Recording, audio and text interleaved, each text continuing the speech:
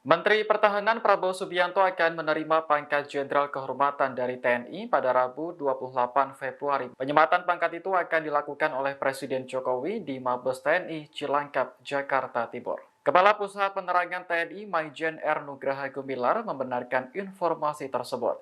Ia mengatakan acara penyematan pangkat untuk Prabowo berlangsung dalam rapat pimpinan TNI Polri.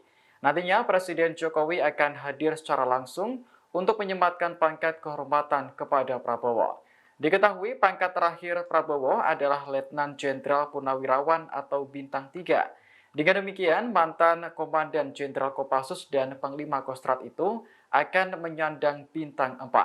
Selama berkarir di militer, Prabowo juga pernah menerima sejumlah tanda jasa, di antaranya Bintang Kartika Eka Paksinaraya, Satya Lencana Raksaka Dharma, kemudian Satya Lencana Wiryakarya hingga Bintang Yuda Dharma Naraya.